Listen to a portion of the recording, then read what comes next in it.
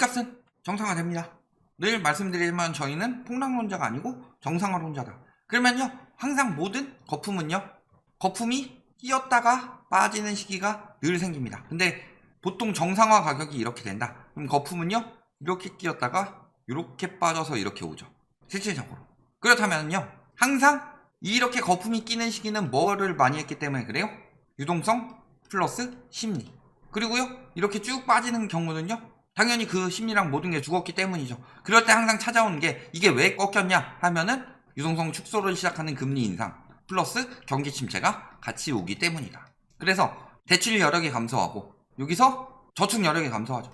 돈을 벌기도 힘들고 그렇다고 빌려서 사기도 힘드니까 떨어지는 거예요. 이 심리가 왜 꺾이겠어요? 나는 심리는 아직 살아있는데 갑자기 그 심리가 뚝 떨어진다? 아니에요. 사람들이 계속 살려다가 나는 이제 돈이 없어서 못 산다 하니까 안 팔리네 하니까 싸게 팔자 하다가 몇몇 개 싸게 팔다가 가격 떨어지네 하면서 심리 꺾이는 거다. 이게 늘 반복되었던 역사다.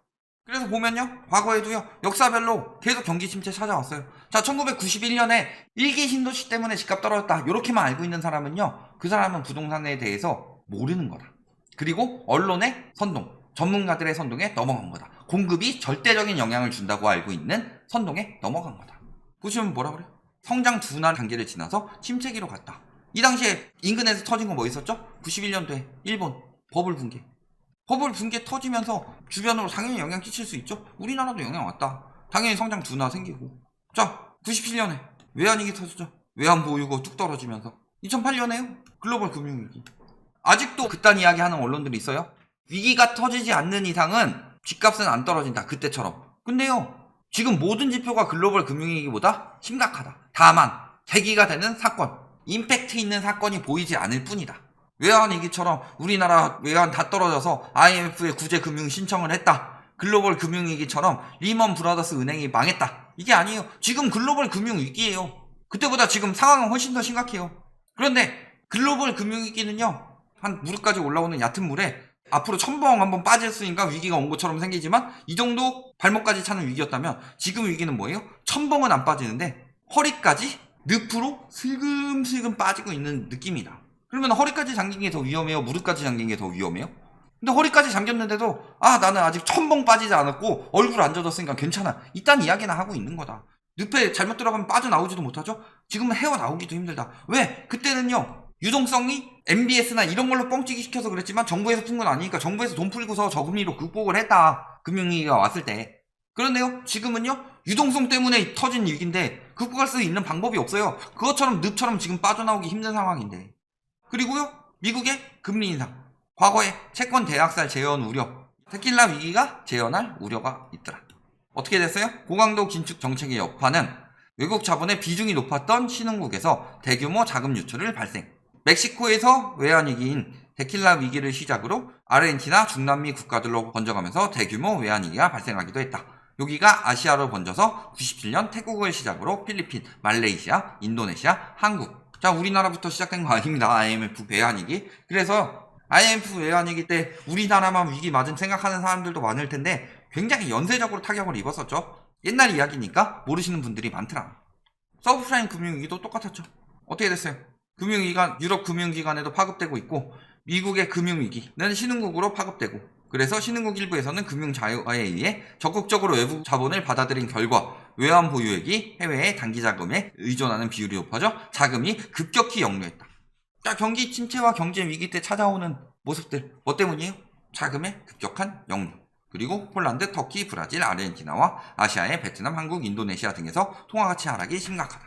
지금 환율 1,300원대까지 올라갔죠.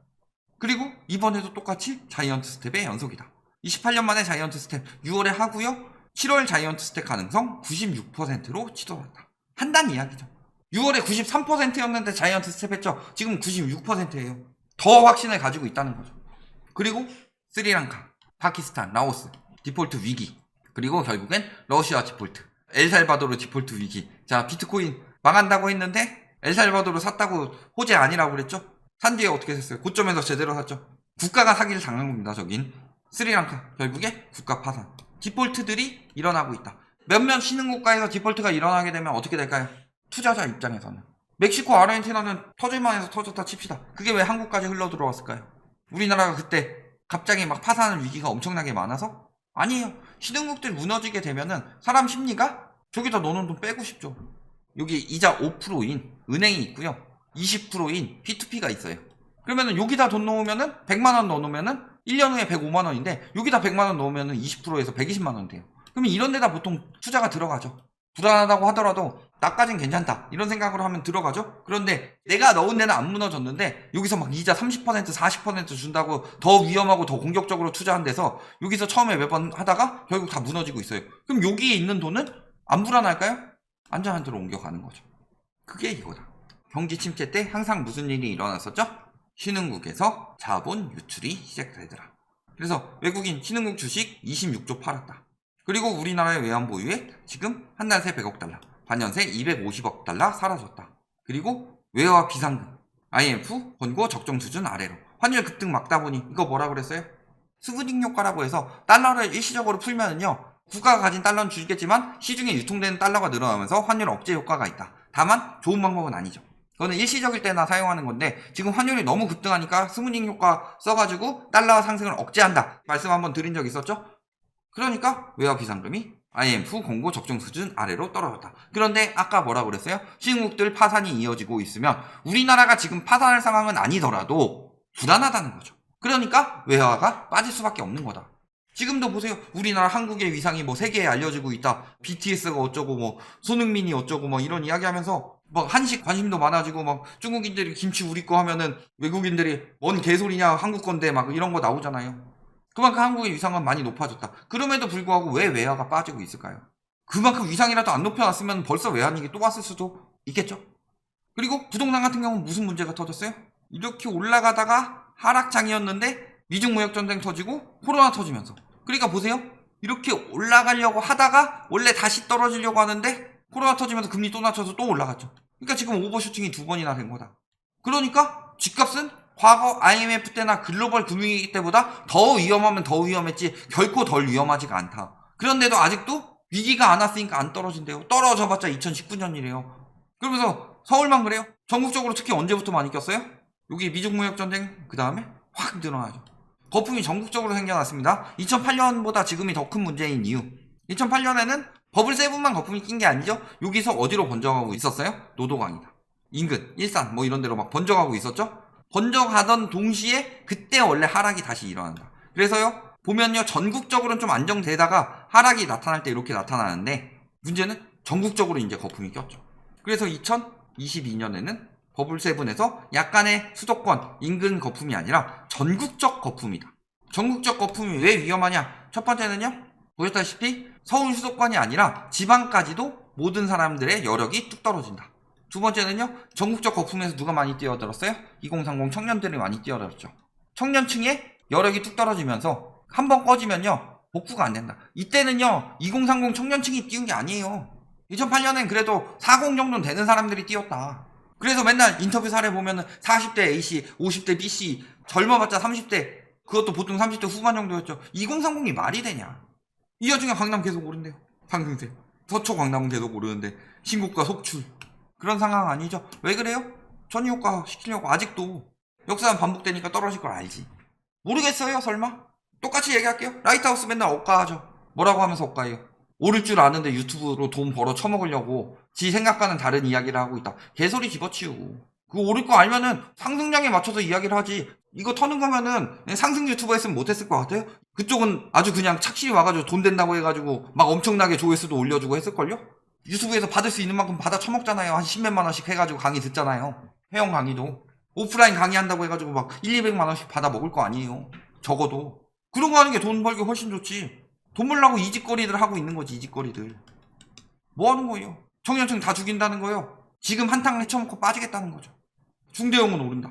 전용 135 이상이 가장 큰 상승폭 보이고 중대형 뭐 0.8로 뒤를 잇고 하면서 중대형 계속 올라간다고 선동하고 있죠. 중대형이 똘똘한 채라고 이야기하기 좋으니까 거래도 더럽게 안 되는 거. 당연히 상승폭이 높게 보일 수밖에 없어요. 왜냐? 상승장에서 고점이잖아요. 고점에서 찍고 조금 떨어지고 있는데 중소형 같은 경우는 거래량이 이때도 계속 돼서 빨리빨리 반영이 되고 그런데 중대형은요 요때 거래했다 요때 하나 되고 요때 거래했다가 요때 하나 되고, 그러니까 이렇게 꺾이는 장에서도 올라가는 것처럼 보이지. 지수 측정이 그런 방법인데. 그러면서 막 오르는 단지들만 골라서 이야기를 해요. 6월에 있는 대형 단지 135 이상 다 뽑아서 봤어요. 떨어지는 단지들 많아요. 반포주공 유명하죠. 71억까지 올랐었는데 지금 66억까지 떨어졌죠. 그 다음에 여기 33억 8천 35억대까지 찍었다가 직거래 22억 3,400. 직거래 안 쳐줌. 그 전에 19억 3,700인데 경매 12억 올랐다가 11억 2천 떨어졌죠. 43억 올랐다가 42억 5천으로 떨어졌죠. 그 전에 직거래 45억 9천 역대급 신고가죠. 직거래 장난질이 더 많지. 이런 식으로 띄우는데 직거래 떨어졌다고 직거래는 하락을 나타낸다? 개소리. 성수용 트리마치 65억 됐다가 64억 됐죠. 굉장히 떨어지는 거 많다. 27억 6천에서 26억 7천으로 85억 찍었다가 80억으로. 진짜 부자들, 찐 부자들이 산다는 한남도요. 진짜 부자들이 투자는 이렇게 한다. 이렇게 하죠. 57억 54억 5천. 떨어지는 단지들이 저렇게 많은데 올라가는 것만 찝어서 이야기하면 뭐하냐. 이런 식으로 거짓말 칠 거면 저도 할 수 있어요. 올라가는 것도 있고 떨어지는 것도 있는데 떨어지는 것만 들고 왔어요. 이런 식으로 이야기하면 떨어진다. 저것만 봐서 떨어지는 것처럼 보이죠. 이제 중대형 떨어지는구나. 선동은 누구나 할 수 있다. 그런데 왜 누구보다 정확해야 될 언론에서 자꾸 선동을 하느냐. 떨어진 단지들이 저렇게 많은데 올라가는 거 떨어지는 거 동시에 보여줘야 될 거 아니냐.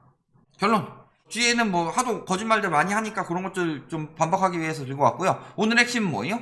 금리 인상 플러스 경기 침체가 일어날 때, 이게 우리 국가가 아니라 세계적으로 일어나는 거죠. 보통은 시장은 어디서 해요? 미국에서. 그랬을 때 어떤 일들이 벌어져요? 신흥국 자본 유출과 디폴트들이 일어나면서 자산가치 하락이 빠른 것들, 황금성이 빠른 것들, 주식 하락. 그 다음에 이런 식으로 슬금슬금 일어나죠. 그 다음에 황금성이 늦은 부동산이 폭락 후 정상화가 된다.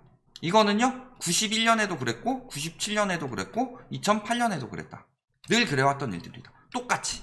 그런데도 지금은 경제위기가 아니래요. 그런데 보면은 지금도 신흥국 자본 유출, 디폴트 나오고 있고 주식 하락 나타나고 있다. 코인까지 추가로 나오고 있고 금리 인상 계속 진행되고 있고 경기 침체 이어지고 있다. 역사는 반복된다. 그런 말도 있잖아요. 역사를 잊은 민족에게는 미래가 없다. 국가의 역사 이런 것만 생각하실 필요 없어요.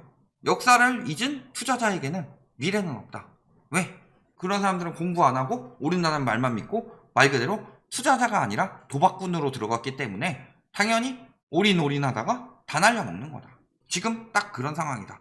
이런 시기에 아직도 그걸 믿고 있다. 믿고 싶으신 분들은 많이 받아주세요. 많이 빠져나갈 수 있게. 그리고 그 역사는 이제 당신의 뇌리가 아니라 체감으로 정확하게 기억되게 될 것이다. 여기까지 말씀드리겠습니다.